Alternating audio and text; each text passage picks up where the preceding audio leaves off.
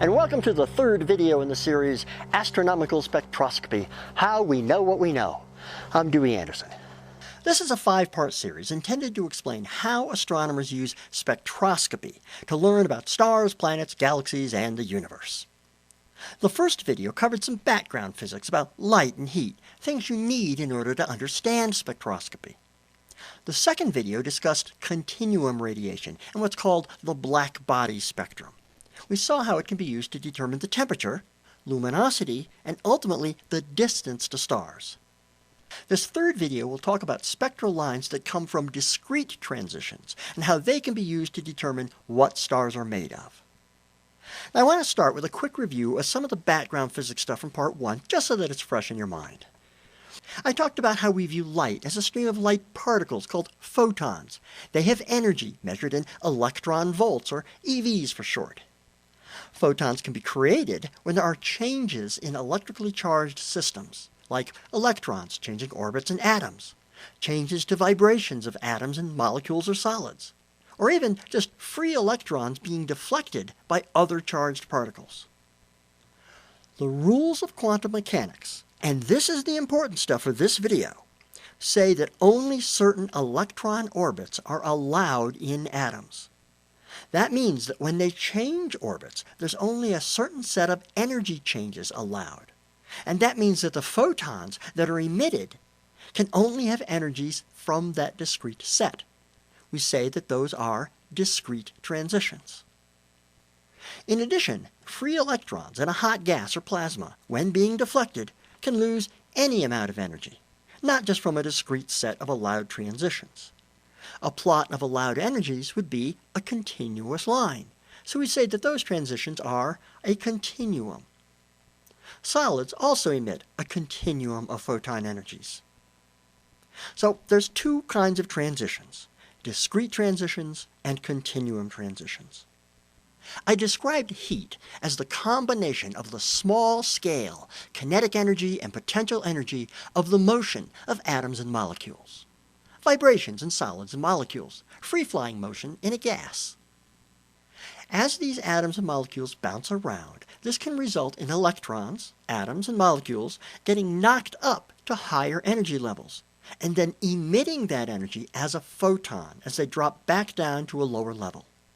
This is radiative cooling. Now, this process of hot things emitting radiation was the subject of the second video. We looked at the spectrum of the emitted radiation, that is, the distribution of the energies of the photons being emitted. We saw that the spectrum of continuum radiation coming from free electrons in the hot gases and plasmas in the atmospheres of stars resembled the spectrum of a theoretical object called a black body.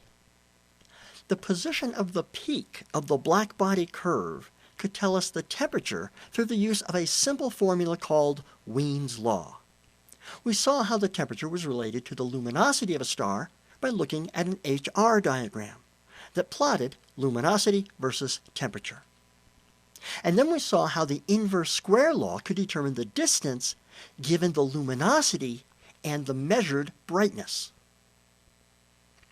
But the radiative cooling process can also lead to discrete transitions in atoms, as shown here. We'll see that this forms an emission spectrum with narrow spikes called spectral lines.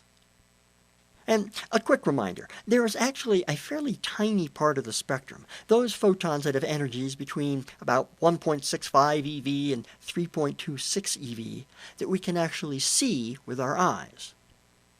But fortunately, by using a variety of different detector devices, our astronomical observations are not restricted to this narrow range. We can detect photons all the way from low-energy radio waves up to extremely high-energy gamma rays. So, with that stuff in mind, we're now ready to move on with part 3 and look into those discrete transitions and what they can tell us about stars. I'll begin by describing what spectral lines are, why we call them lines, and how those discrete transitions I talked about can result in emission lines. The set of emission lines are unique to each element, and so we can use them to identify elements by their spectrum. Then I'll talk about how what astronomers really look at are usually absorption lines and how they differ from emission lines. That set of absorption lines can be used to determine what elements are in a star's atmosphere. And by studying a graph of the spectrum carefully, we can actually tell the relative abundances of elements, the actual composition, not just a list of ingredients. And that can be used to refine our value for the temperature of a star's atmosphere. And that will help make our distance calculation in the previous video more accurate.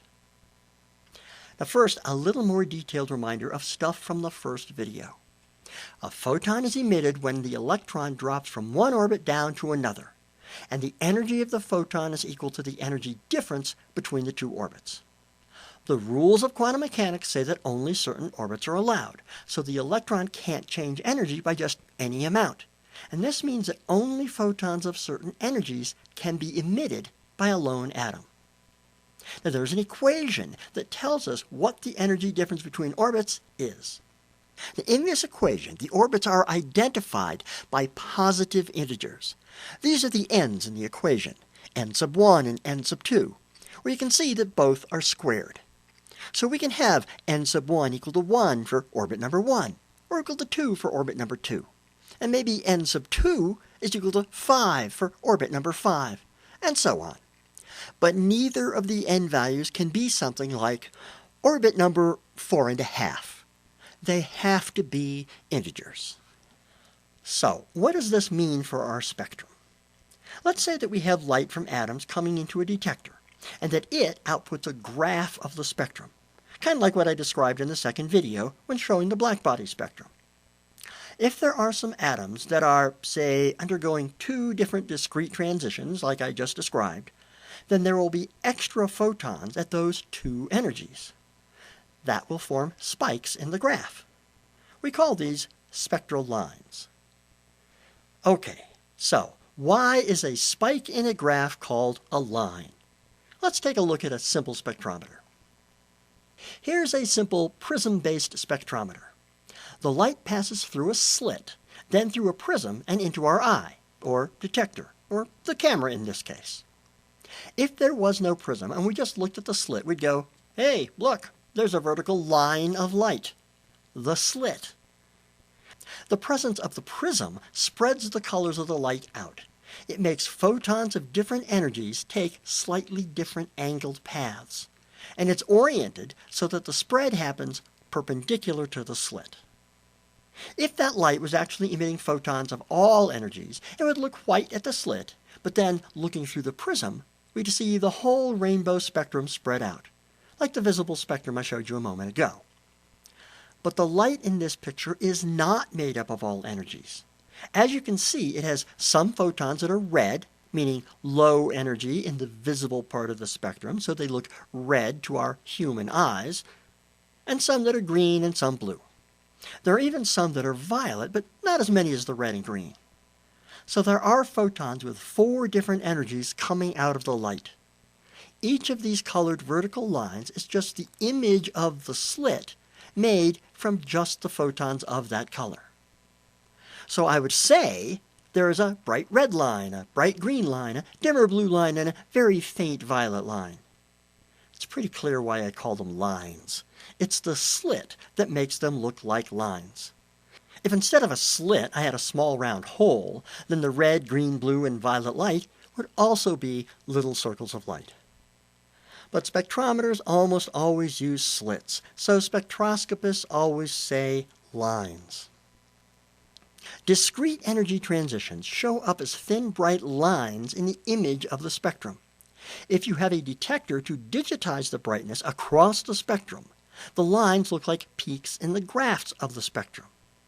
This is what I'm referring to when I speak of a line in a spectrum. Astronomers call them lines, even though they hardly ever study the image of the spectrum.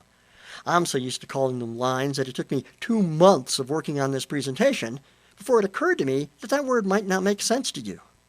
So when I say spectral line, you just think, discrete transition.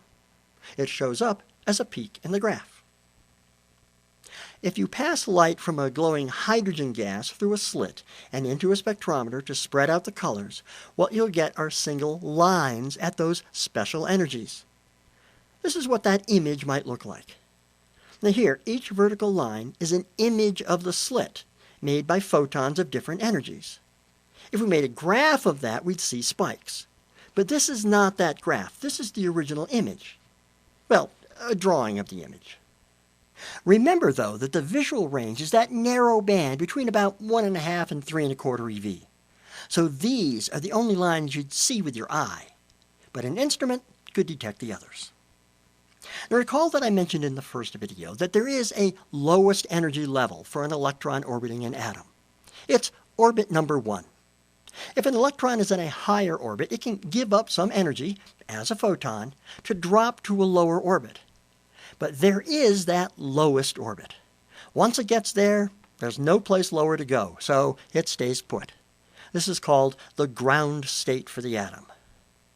But don't think this is analogous to a satellite's lowest orbit around the Earth being where it hits the ground. Or, better analogy, the moon, no atmosphere. The electron is not hitting the surface of the atomic nucleus. It's just a consequence of quantum mechanics. Just can't go no lower. The nice thing about this is that it makes it reasonable to create a list of the energies of the orbits. They can all be listed relative to the ground state. All other states are called excited states because the electron has been excited to a higher energy level. Now here is a table of the energies for the lowest 9 orbits in hydrogen. One caveat here. I'm displaying the energy values with only 4 digits of precision, 1/100ths of an eV. In actuality, they are known much more precisely than that. But the tables would look messy, and it would be clumsy for me to have to say all those digits every time. So, for instance, in a bit I'll be talking about a 1.89 eV photon being just right for a particular transition. Well, in actuality, the energy of that photon is more like 1.88967959 eV. So every time you hear me speak of a 1.89 eV photon, keep in mind that what I really mean is a 1.88967959 eV photon. Okay, looking at this table, you might notice that as we go to higher orbits, farther down in the table, the energy difference gets smaller and smaller. There isn't a highest orbit, but there is an energy amount that will actually knock the electron free. This is called the ionization energy. You might think of it as orbit number infinity. So, if a hydrogen atom is in the ground state, and you hit it with a 13.61 eV photon, you will knock that electron loose from the atom. It's like escape velocity for rockets. Now technically, there is an infinite number of orbits below that energy, between that and orbit number 9 here, all getting closer and closer in energy as you go down the table. But then, the odds of getting an electron with just enough energy to be in some particular really high orbit without it being too much and getting knocked free, the odds of that are pretty low. So the point is, you don't have to list a lot of energy levels to have all the important information. Once you have the list of energies, you can make a list of energy differences. It is, after all, the difference in the energy of the levels that determines the energy of the photon, and it's the energy of photons that we measure. So you can imagine getting the difference between all the excited states and the ground state. This set is named for a guy named Lyman who studied these. It's the same table I just showed, and it shows the energy of the photons you get if an electron drops from an excited state down to the ground state, orbit number 1. So if it drops from orbit 5 to the ground state, it will emit a photon with 13.06 EVs of energy. Then you get the differences between the excited states down to orbit number 2. This is named for Balmer.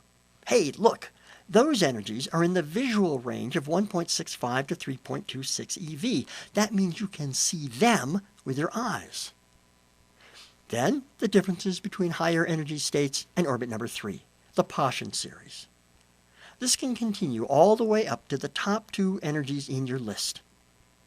You'll notice that those energies are getting pretty low, infrared and below. Our eyes can't see them. Now, this table is often illustrated graphically like this. Energies relative to the ground state are marked on the right.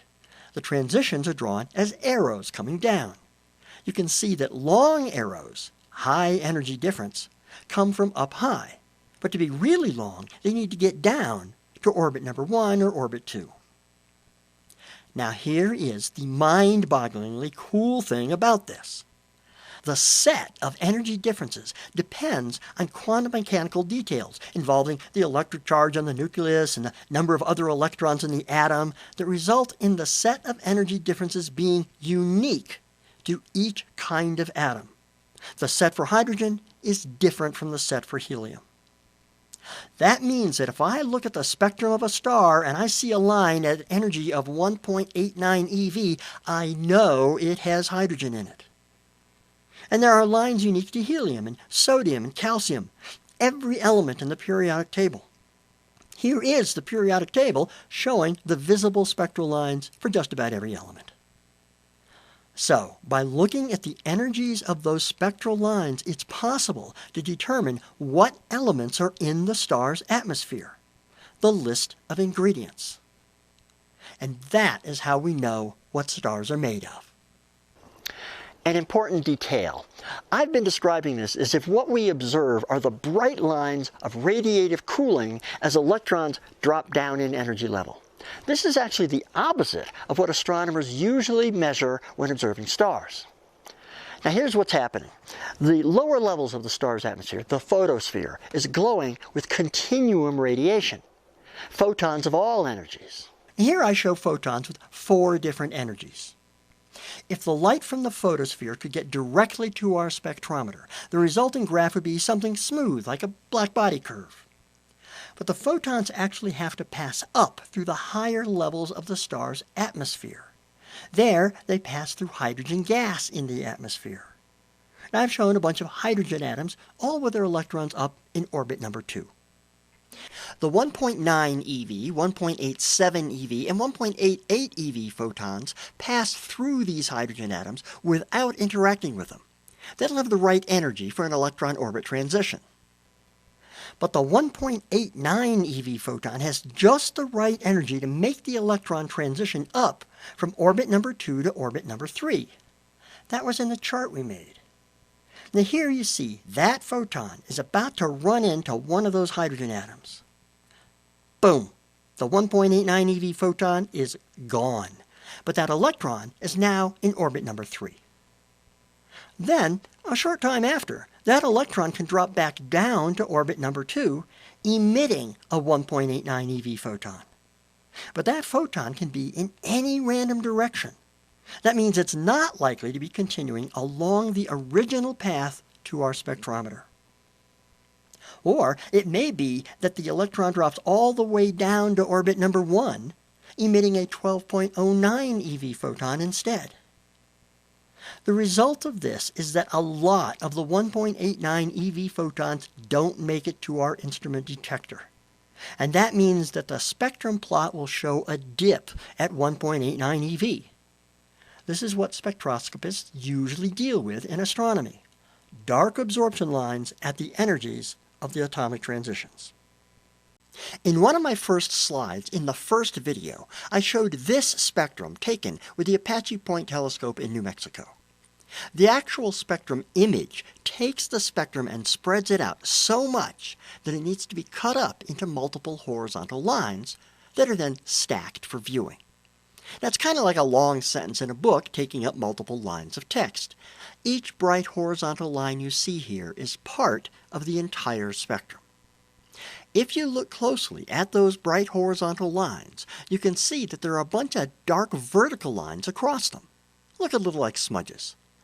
These are the absorption lines from the gas that starlight was passing through. So the upshot here is that by looking at the absorption spectrum of a star, even thousands of light years away, we can tell what elements are in the star's atmosphere. I should take a moment to discuss my sketch of the absorption line. You'll notice that I didn't draw it as a perfectly thin line at 1.89 eV. If it were perfectly thin, at only exactly 1.89 eV, then it wouldn't really be visible in the absorption spectrum taken at Apache Point. The dark line would be too thin. The fact is that there's actually a little bit of slop to the photon energies that can be absorbed. The general term for this is line broadening, and there are a couple of factors that can affect that. The resulting shape of the absorption line in the spectrum plot is called the line profile. But even in an ideal situation with no other broadening mechanisms, the ideal line profile is not a perfectly thin line. Why? Because quantum mechanics. This ideal profile is called the Lorentz profile, and for emission it looks like this. This means that when an electron transitions from orbit number 3 to orbit number 2, it's very likely to emit a photon very near 1.89 eV. But there is some chance that it'll be a bit off from that. Why? Yeah, because quantum mechanics. There is a messy equation that defines this shape. In the next video, which covers the Doppler effect, I'll talk about a less ideal version of this called the Voigt profile. But for now, we can talk about things in terms of this ideal Lorentz profile. The ideal absorption profile is just this flipped upside down. This means that a photon whose energy is just slightly off from 1.89 eV still has a chance of being absorbed by a hydrogen electron in orbit number 2. Back to the messy equation. Notice that this equation contains n. That's the number density of atoms through which the light is passing. Like how many per cubic centimeter? So if I can determine kappa, that Greek letter on the left, by measuring the shape of the absorption line, I can invert this equation and figure out the number density, how much of that gas the light went through. Now, I've been talking about all this as if all we're looking at are absorption lines of hydrogen in the spectrum. By using the Lorentz profile on hydrogen absorption lines, we can determine the number density of hydrogen. But we can also see absorption lines from other elements. If we do the same thing with, say, calcium absorption lines and iron absorption lines, then we can get their number densities as well. So we can tell not only that there is hydrogen and calcium and iron in the atmosphere of the star, the list of ingredients, we can tell how much of each element there is, the composition of the star. This is called the relative abundance of the elements. Now let's see how we can use the relative abundances determined from spectral lines to determine how hot stars are.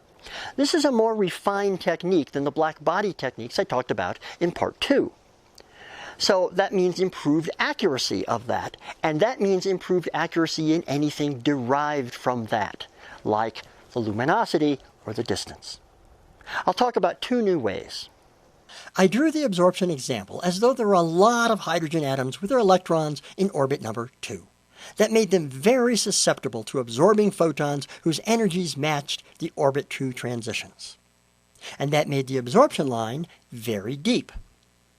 But as a rule, if you had a lot of atoms in that excited state, orbit number 2, they would soon spontaneously emit photons and the electrons would drop down to the ground state. If there were only a few atoms in that excited state, then only some of the 1.89 eV photons would have gotten absorbed. The absorption line would not be as pronounced. So if that absorption line is very deep, there must be a lot of atoms in that excited state, orbit number 2. But we know that left to their own, they would drop down to the ground state. So it must be that a lot of them keep getting knocked back up to the excited state. And that means the atoms are moving around quickly so that their collisions involve a lot of energy. And that means the gas must be hot. And this can tell us the temperature. Can it give us a number? Why, yes, it can. There is an equation called the Boltzmann equation that says what the relative number of atoms in the excited states are. Here, n sub I means the number of atoms with the electron in orbit number I. So you could say set I equals 2. And the left side is the ratio of the number of atoms with the electron in orbit number 3, I plus 1, over the number of atoms with the electron in orbit number 2. On the right side, you see the energy difference between the 2 orbits. We get that from the table we made. And you see the temperature. This means that if I plug in a temperature value, I can determine the ratio of the numbers of atoms. Or if I can figure out the ratio of the number of atoms from the depths of the line profiles, then I can invert the equation and determine the temperature. I can get the number of atoms of two different absorption lines by using that messy Lorentz profile formula. So I can pick the 1.89 eV absorption line, which indicates the number of atoms in orbit number 2, and the absorption line at, say, 10.2 eV, which indicates the number of atoms in orbit number 1. That's the 1 to 2 transition energy. I use the Lorentz formula twice to get the two n values, take their ratio, and then use the Boltzmann equation to get the temperature. So that's another way we can measure the temperature of a star. Just measure the profile of a couple of absorption lines and crank some math. It's more accurate than fitting a black body curve and finding where the peak is. Another similar thing that happens is that as the gas gets hotter, more and more of the atoms get ionized. Normally an atom has the same number of electrons as it has protons in the nucleus. It's the number of positively charged protons in the nucleus that defines what chemical element it is, because that determines how many electrons it will have when it's electrically neutral. For hydrogen, it was 1 and 1. For helium, shown here, it's 2 and 2. Now, I'm not bothering to show the neutrons in the nucleus. Other elements have even more protons with more electrons going around. Now, we've talked about atoms being knocked up to higher electron energy levels as the gas heats up, and the atoms move around faster. If the gas is hot enough, the atoms will move fast enough to actually knock an electron out of the atom completely. That was the bottom row in the table I showed you, the ionization energy. An atom that is missing an electron is called an ion.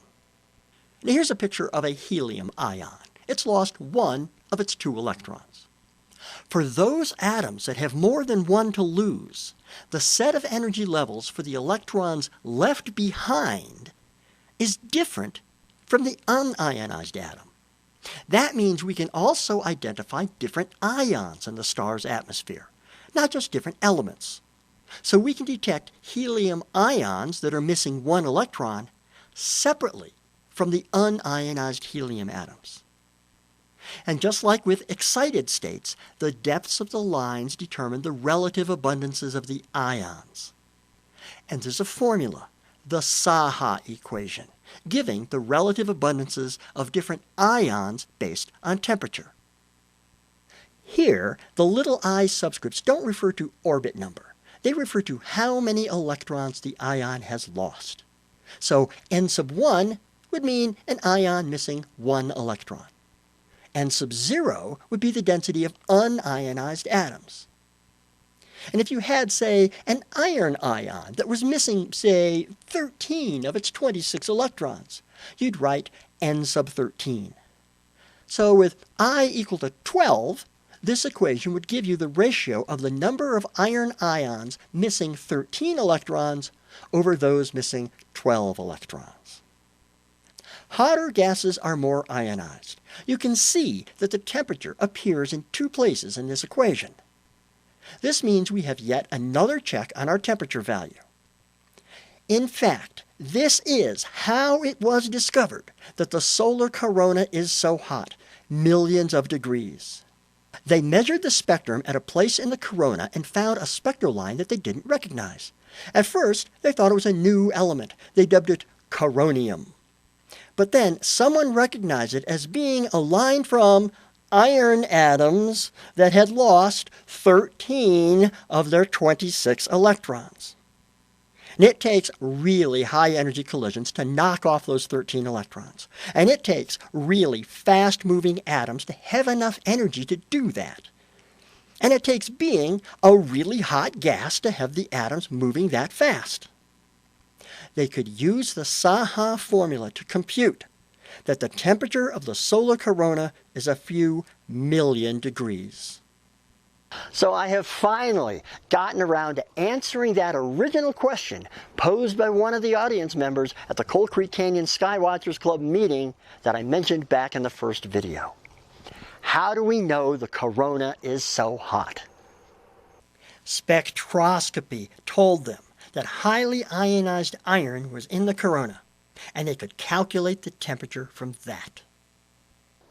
The temperature values obtained using the Boltzmann and Saha equations are more accurate than the values you get from fitting a black body spectrum. And so that can mean a more accurate value for the luminosity, and hence a more accurate value for the distance using the techniques from the previous video. So, a quick recap. Atoms emit photons when electrons drop down from one orbit to a lower energy one. An atom can absorb a photon by having it knock an electron up into a higher energy orbit. Quantum mechanics tells us that only certain electron orbits are allowed in atoms, and this means that only certain energy photons will be emitted or absorbed. When viewed through a spectrograph, this discrete set of energies will form spectral lines, bright lines in the case of emission, dark shadows in the case of absorption. In a graph of the spectrum, these would appear as narrow emission spikes or absorption dips. Briefly put, discrete transitions produce spectral lines. Most astronomical spectroscopy involves measuring absorption lines over the continuum background radiation of the star. The cool thing is that the set of possible photon energies is unique to each element. Each element has its own set of spectral lines. This means that we can identify an atom by which energy photons it emits or absorbs.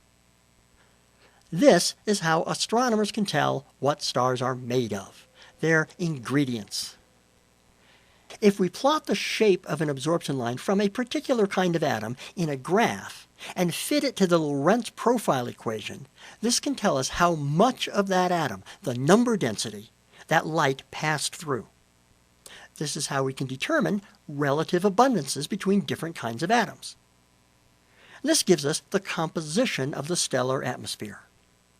By comparing the relative abundances for different transitions of the same kind of atom, the Boltzmann equation can tell us what the temperature of the gas is. Similarly, by comparing the number density for different ions of the same kind of atom, the Saha equation can tell us what the temperature is. This is how we learned how hot the solar corona is. The temperature values reached by using the Boltzmann and Saha equations are more accurate than those obtained by fitting a black body curve to the spectrum. This means we can get a more accurate value for the luminosity of a star and hence a more accurate figure for the distance to a star. So, that's how we can tell how hot stars are and what they're made of. In the next video, I'll talk about the Doppler effect and how we can use that to determine how fast stars are moving. There's a whole bunch of neat stuff we can figure out from that. See you there.